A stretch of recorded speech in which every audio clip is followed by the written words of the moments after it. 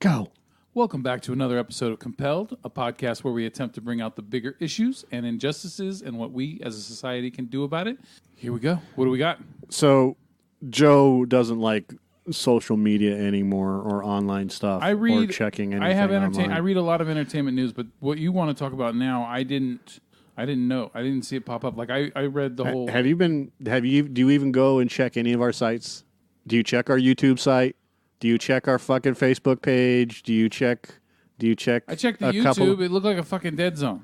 Really? It looks like a dead zone. Yeah, there was like 23 views to one of our podcasts on there for Compelled, and then. So you haven't checked so you don't check the YouTube website. You don't check for comments. You don't check for anything. I just looked at it the other day. It's like one view. No. One view. I'm looking at our Corey Feldman. We have 206 views on the Corey Feldman one. Okay. All right. So when it comes to our YouTube site, I will respond to pretty much any and everything that's on there. You know, you got to win your customers one at a time, right? Yeah. All right. So so when we were talking about Corey Feldman, I had made the statement that I believe that Courtney, his wife, is behind a lot of this, and that I think that she's manipulating him. And a person by the name of Holly Jones, I'm not going to read the whole thing, had said, "Are you kidding? Courtney is not the reason Feldman is a douche. Look at how he's acted his whole life. He's to blame for his self-destruction, yada, yada, yada." Which I agree with. Now, I need to address this whole thing, which is Corey Feldman does Corey Feldman. Yeah. Okay? He's a self-destructive asswipe. That doesn't mean that the people he surrounds himself with aren't manipulators. And let me tell you one thing right now. Every person that he's ever married, with the exception of his first wife, it seems, but I don't know anything about his first wife, so I can't say anything to that. But his second wife and his current wife are all high-class manipulators. Yeah. And I can say that with 100% certainty. In order to be a high-class manipulator to get to celebrities and marry them, you have had to have manipulated your entire life. You know what you're doing. These people know what they're getting into. And even Corey Feldman has said himself that it's the crazy fucking celebrity stalkers, basically. Yeah, she's an enabler and an exploiter. Exactly. And so is his ex-wife. So she enables his weird behavior, right? And then she exploits the fucking shit out of him, for his status. No, she doesn't. He exploits the shit out of him. She just uses that as an excuse to continually enable him. Now, he's been doing this for ages. He's the one who tricks young women into living with him, makes them sign contracts. How are you blaming this on anyone else in his life besides him? So I'm not blaming anyone else. Corey Feldman is the problem. He's always been the problem. Starts off with Corey Feldman, but that doesn't mean that other people aren't, a factor. Yeah, and an addition, an addendum. He surrounds himself with all these fucking shitbag yes men. Okay, all right. So as we are going through our thing, everything that we do for Compelled, we read statements from legitimate news sources. Yeah. Okay, The Guardian. I don't consider the LA Times a legitimate news source. That's why I always look for other things. I don't consider the Hollywood Reporter or Vanity or Variety, TMZ, quote unquote, legitimate news sources. I definitely don't use TMZ, and you know that. Yeah. In fact, I stay as fucking far away from TMZ as possible because, in fact, Corey Feldman only uses TMZ because he considers them a legitimate news source. I'm a douchebag. So, and what we do is we do some research, but most of the stuff that we pull up live on the show, and we find the articles that do a condensed version of like a timeline of everything that's going on. So, and then there's a new statement right now that just came out from, there's a new post that said, there was no LA firemen that witnessed. Well, that's up for debate. Okay. There were many, many witnesses to what happened with Corey Feldman. Okay. by saying there were no L.A. firemen. I can't sit there and say there were no L.A. firemen. There are many, many witnesses that saw what happened to Corey Feldman. What the truth is, and what Corey's truth is, what Corey's reality is two vastly different things. Okay, and magically his door got ripped open by some fucking stalker, hater. No, goddamn haters. You don't even know what I'm talking about. Super powerful door opening magnet. That's what he said. He literally said that. The aliens? No. The aliens open his door? No. A super powerful door opening magnet that somebody had and used to open his door. And he was in the driver's seat. And he got stabbed and yada, yada, yada. Oh, okay. Okay. Isn't it funny how we were all on his side when this first came, when he was talking to allegations about powerful people in Hollywood and all this? And I'm all on his side about that. I know, but the problem is that all this other bullshit's tainting that. And if you separate all that stuff, then it's hard to take. Look, it's hard. You know that it's hard to take someone seriously when there's a bunch of other bullshit that's coming out of their mouth. No, because he's always kept that same story. That's fine. So it's not hard to take when he's talking about that and other people are saying the same shit.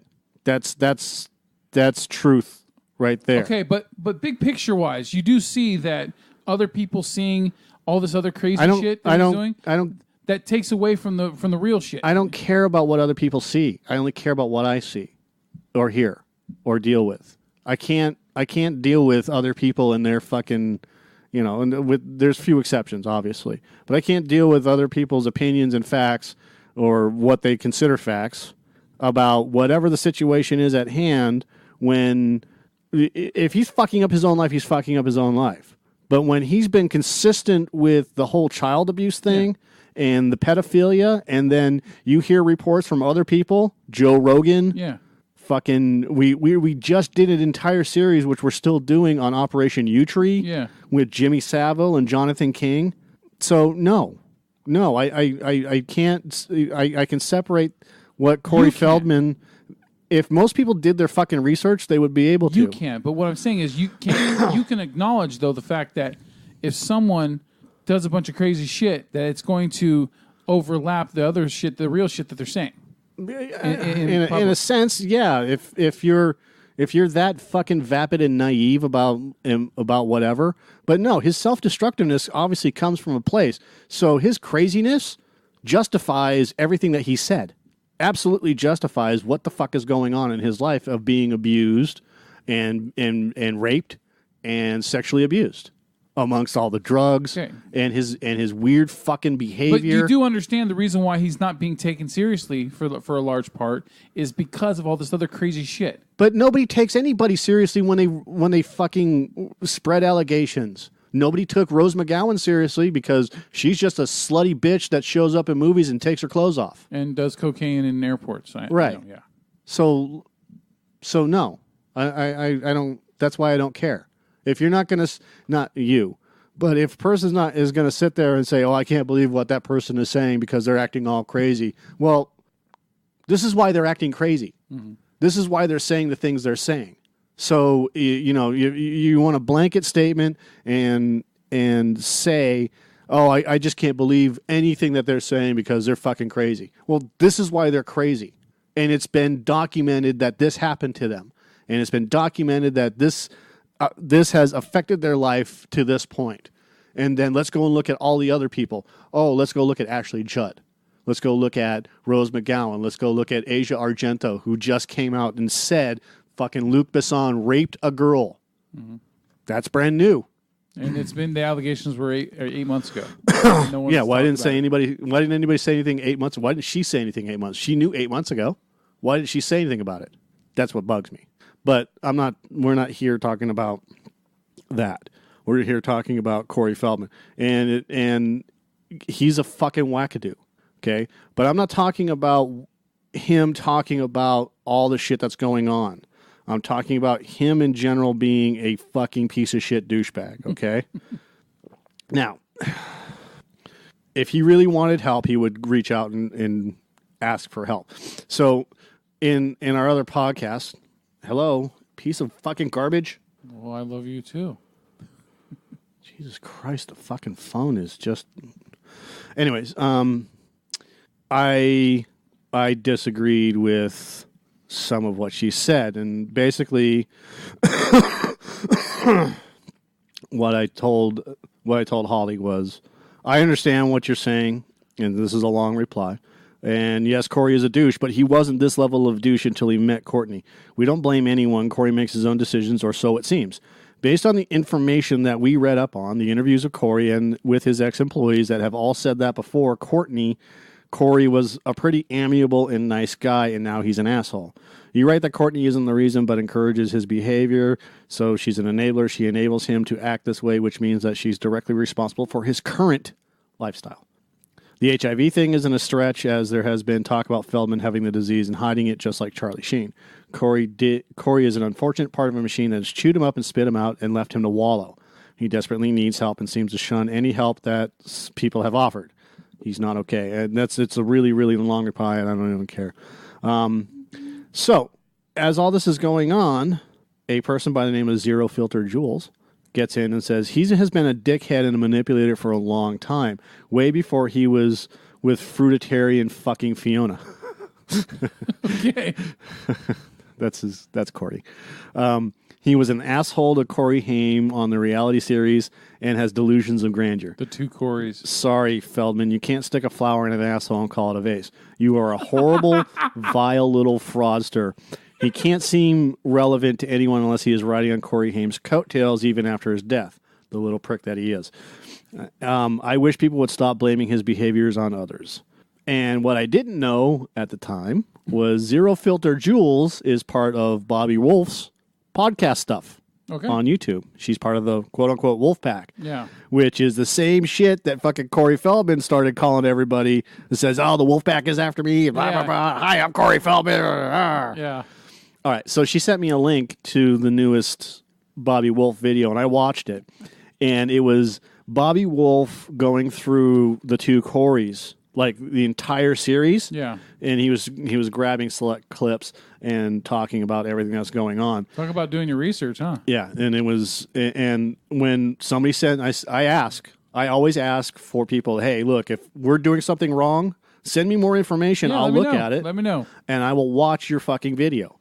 And I did. I watched the video, and oh my God, I am so fascinated with Corey Feldman right now. And for some reason, I am on mic way too much. That you went out and ordered Dream a Little Dream on Amazon? Yes. I am so fascinated with Corey Feldman and the fact that he is the biggest fucking piece of shit on the planet. So they were doing Lost Boys 2, right? The Lost Tribe or whatever? Yeah. And there was two of them they did. He got a role in it, and then he had to tell Corey Haim that he's not in the movie anymore. Well, from what I read, it was the studio didn't want him, and he had to beg them just to have him do an end credit scene. Okay, and actors generally don't tell other actors whether they're in the movie or not. Uh-huh. That's just not how it works. So Corey Feldman has an executive producer role, and he was tasked. And this is all set up. Reality shows are not real. Yeah.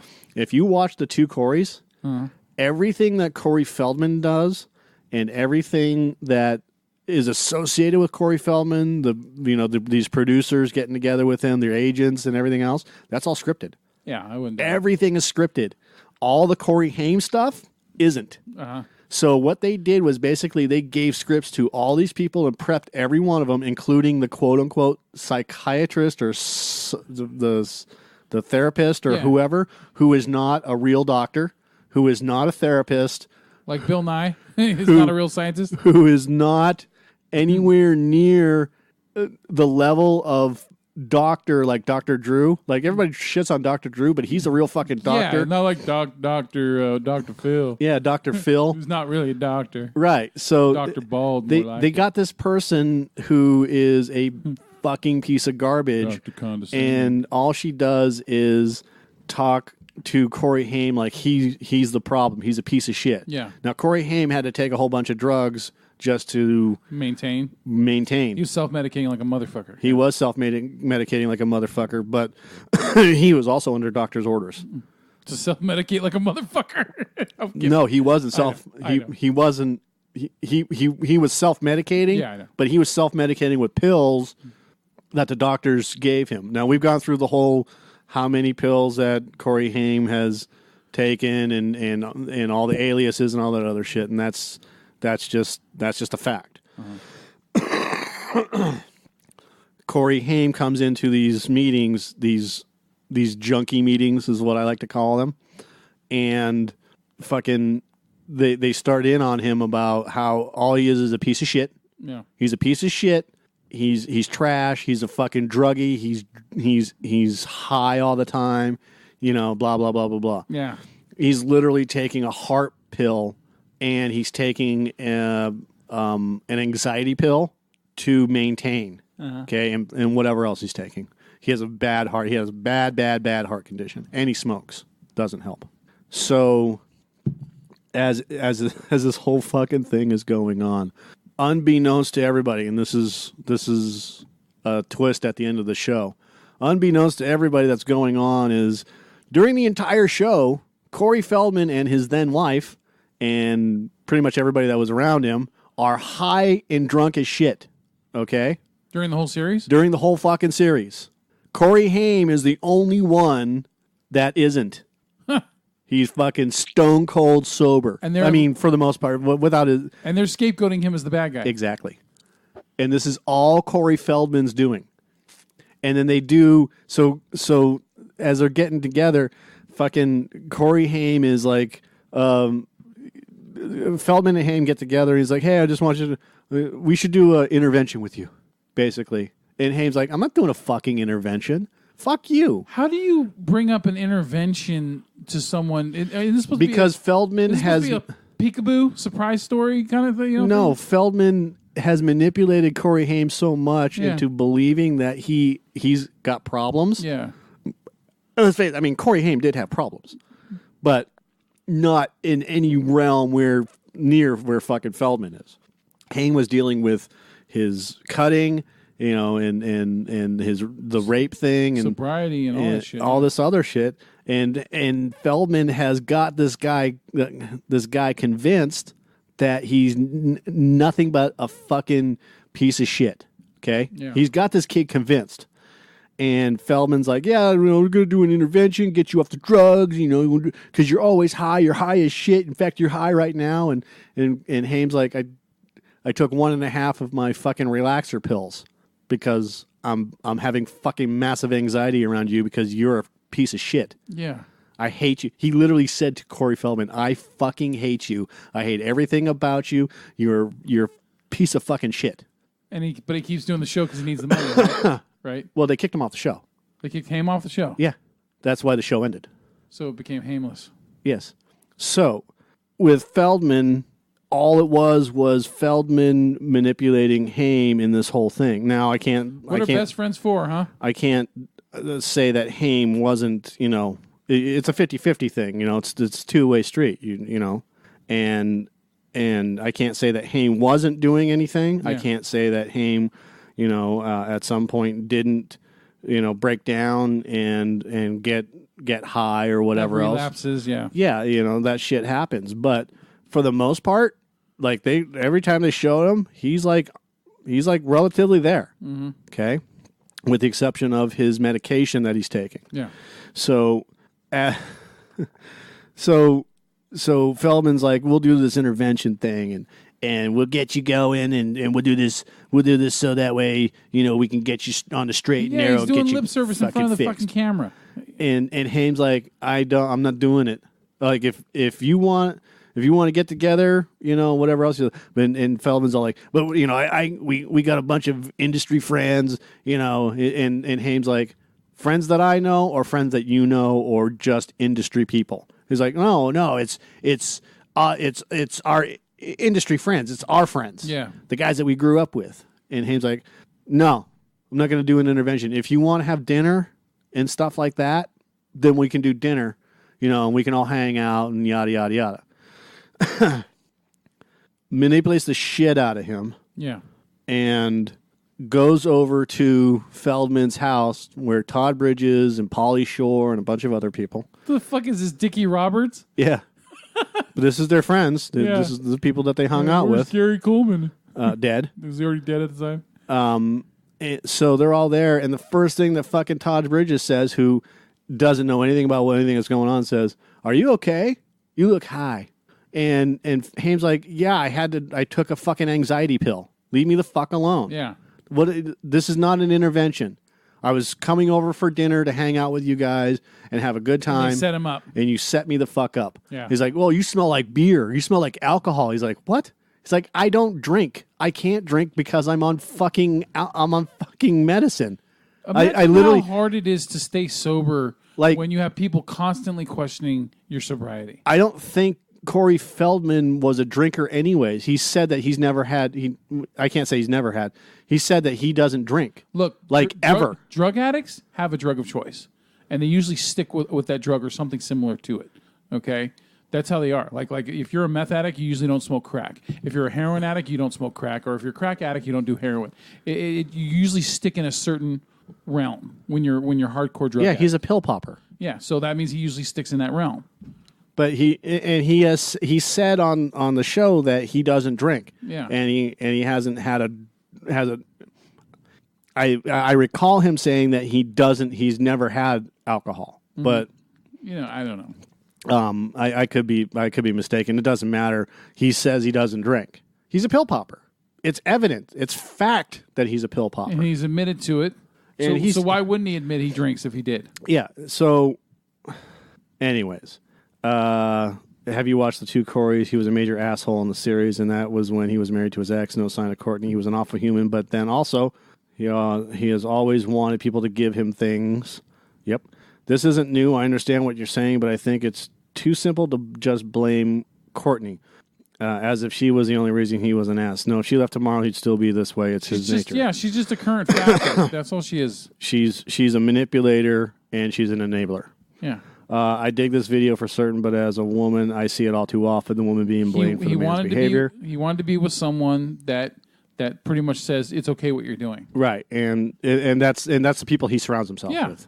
Especially his ex-wife. He's been an asshole to many folks long before Courtney came, blah, blah, blah.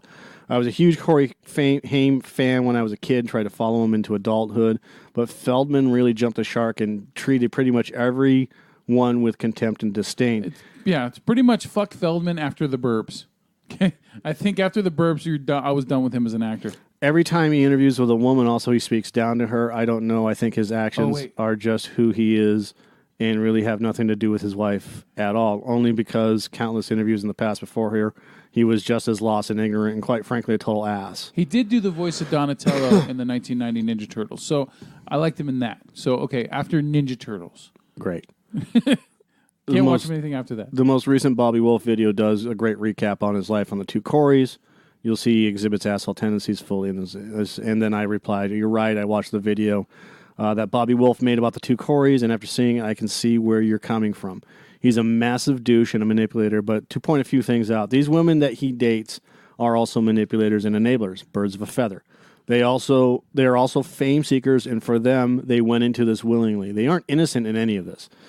They have to be to get what they want, even with the divorce and the sort of heartfelt apology that Feldman's former wife wrote out, which is, and the reason why I said that is because she wrote a letter to one of the producers or whatever that basically just laid it out on the line that says, we completely fucked up everything on purpose during the two Coreys to fuck with Corey Haim, and we were drunk and high during the whole fucking series. Yeah. And that's the way that went. The other problem with the two Coreys is that, as we all know, reality shows aren't even close to real. It's all set up and used to manipulate feelings. I believe that Haim's reactions are honest and genuine. You can see it. The others are going off a script or being told what to say beforehand, or possibly an earpiece. I'm going to follow the compelled Corey Feldman edition up with part 2 to fully explain our opinions. Please understand the way that Courtney has come off in these videos and interviews shows that she is fully in his court right now and is willing to do whatever it takes to make money with him. I think they all were.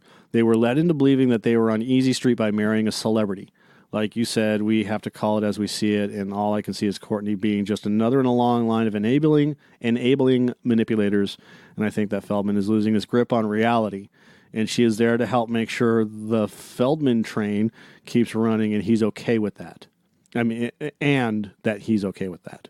What is he, like 45? 46? Yeah. Okay, he's 46 and he dresses like Michael fucking Jackson, dude. Yeah.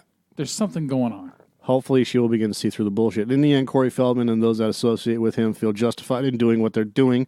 They believe that this lifestyle that they have created is what life is supposed to be like. You create your own reality, right? And they don't understand that they are a product of a system that is wholly corrupt, which is ironic considering that Feldman is running a crusade to destroy that which created him, and yet he is perpetuating the situation by being that thing which he is trying to destroy. He's Killmonger. And then Zero Filter Jules wrote, a couple of average Joes. Absolutely. So, I'm not going to blame her. It's a two-way street, like I said before. Yeah. It takes two to tango if you want to use that verbiage. They willingly go into these relationships with him thinking that they can fix everything, thinking that they can do this and that. And they are master manipulators as well as Corey Feldman. Feldman is, if you haven't watched any of Bobby Wolf's stuff, go and watch his latest video, which is about the two Coreys, and then just let it roll into the next video, which is all about the attack that happened in L.A. Yeah, where what is it? He goes into this whole thing. It's so good. It's so well done. I don't want to give it away, but he goes into this thing about how Corey Feldman gave his whole story to this guy. I don't know his name. I don't care.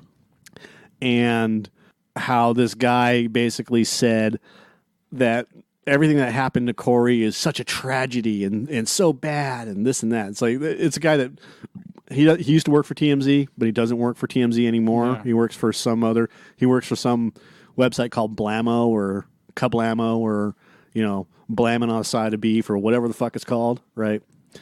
And it's like our website, right? A couple of averagejoes.com. Yeah. When we're nobodies. And that's what this guy went from TMZ to some fucking shitbag nobody website. I'm not a nobody. I'm average. You're a nobody. and that's what's even better about that is there's other articles that he refers to, and the way that he does it is so well done. I applaud Bobby Wolf. Good job. Good job, Bobby. And so anyways, I wanted to do this compelled to explain our situation in this whole thing is that we actually do the research and we actually read off of legitimate websites, the LA Times, but there are some good LA Times reporters. You got to corroborate, right? So you read multiple, and if multiple sites are saying the same thing, Right. So if multiple websites at the time of the attack, and literally when we recorded that is when the attack happened, within days after the bomb. In fact, we were. As I've said, we were, or at least I was, I don't want to use the word compelled. You already did. Yeah, it's too late. I was,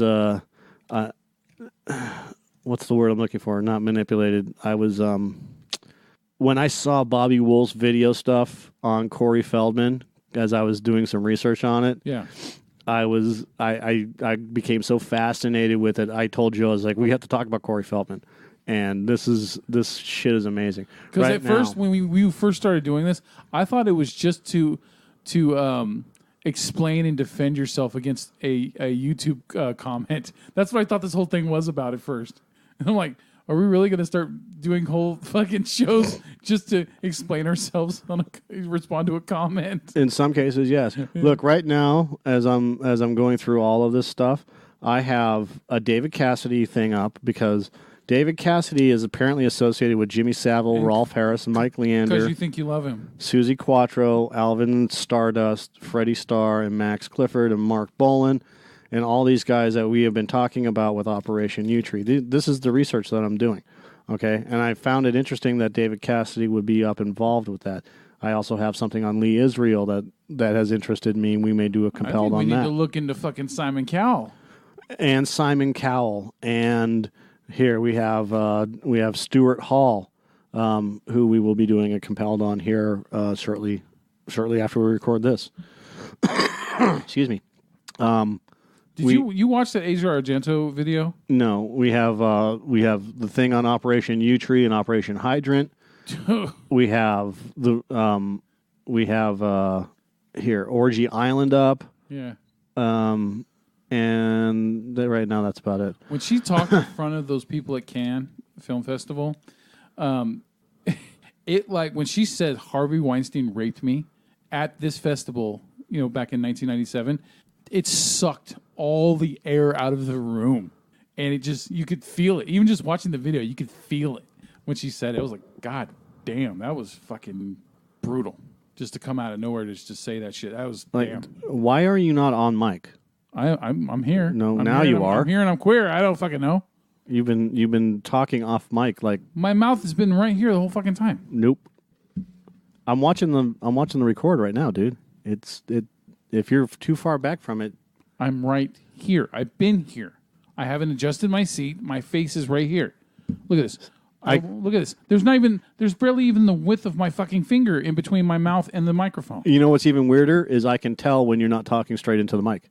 Oh, I know. Like if I go like this, you can tell that I'm not doing it like this is to the sides. Like literally, when I said, "Why are you not up on the mic?" and then you got closer to the mic and you started talking, it changed the whole entire dynamic of how you were talking. Maybe I need to buy a better microphone. I don't fucking know because I'm right here. I'm always right fucking here. Now there's times where I go on the sides like I am right now. Okay, but I'm always right fucking here.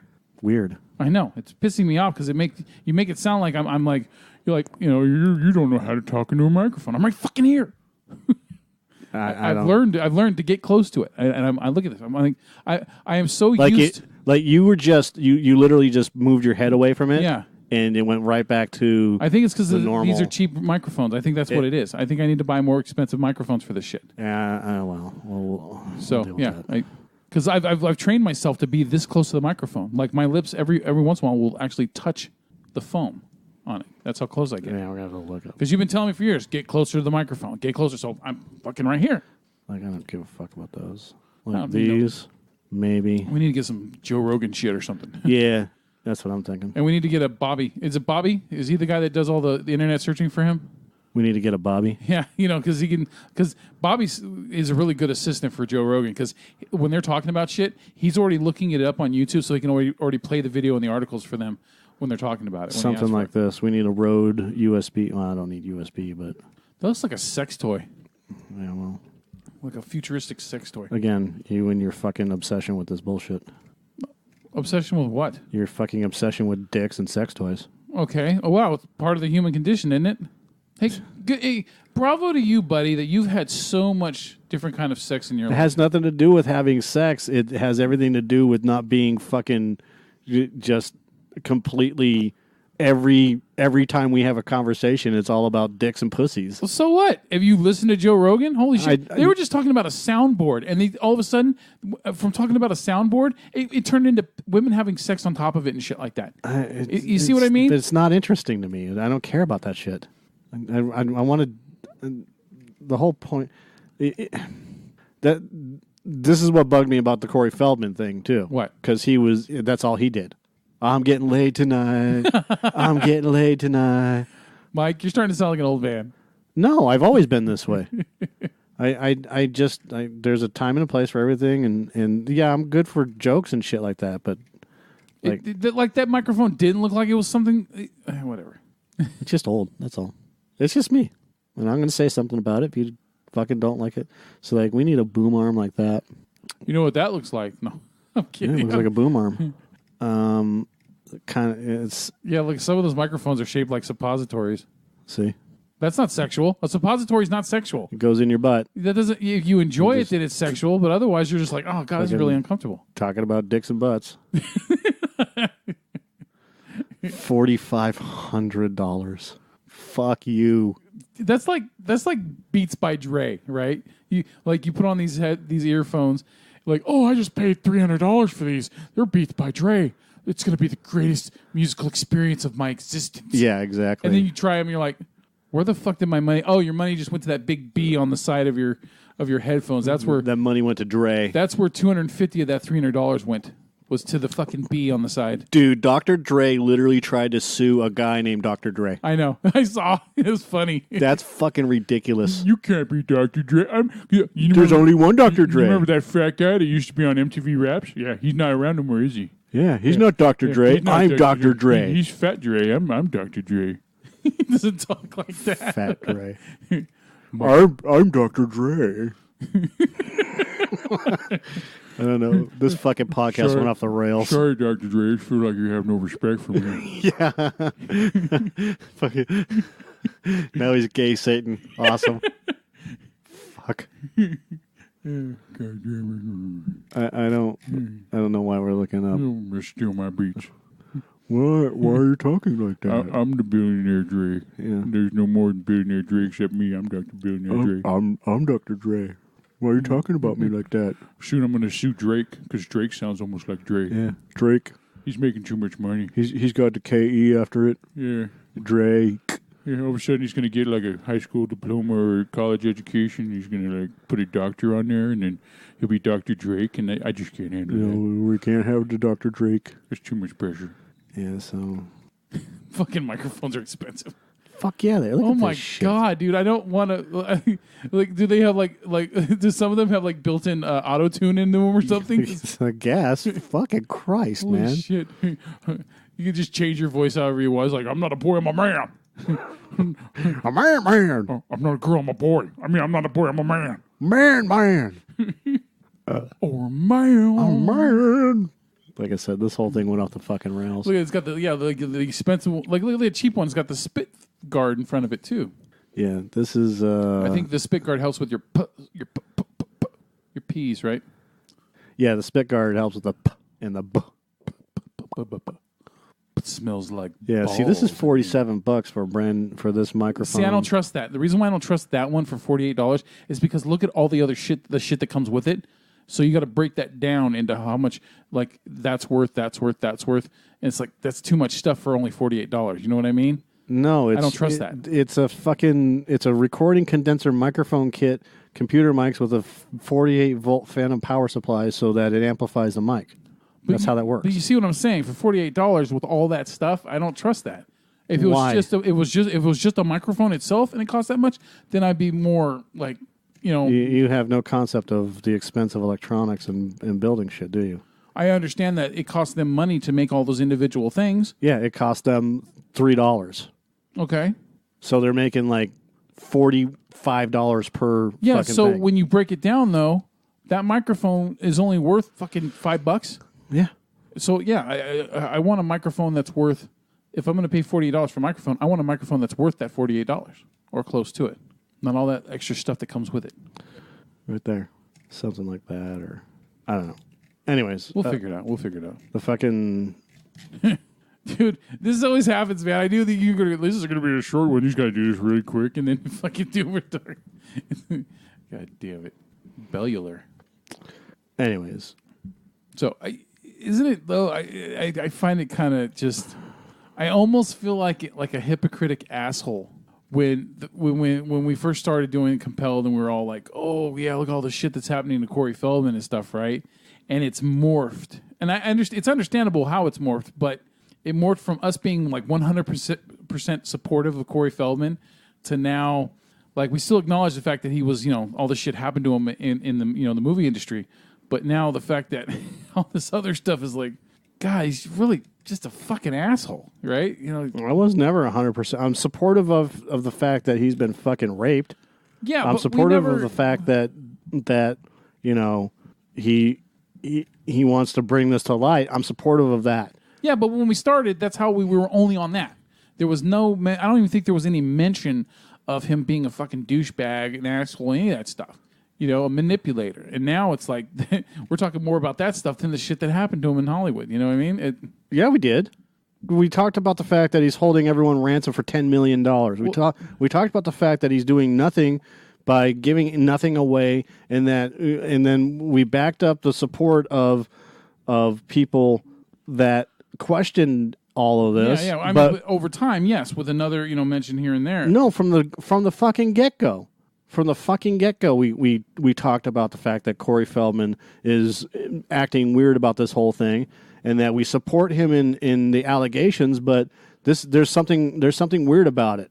I know. Over time, it's gotten more and more focus has gone on how much more of an asshole he is than what has happened to him. That's what I'm trying to get at here.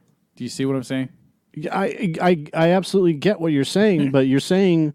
Oh, I can't stand this fucking guy. It seems like the topic is more about what kind of a person he is instead of what the focus of Compelled was originally about for him individually, about what happened to him. Yeah, but again, we'll go back to what you said, which was actions have consequences. Yeah, and look, and I just think it's funny because it's like the more you look into Corey Feldman, the worse of a human being he seems like.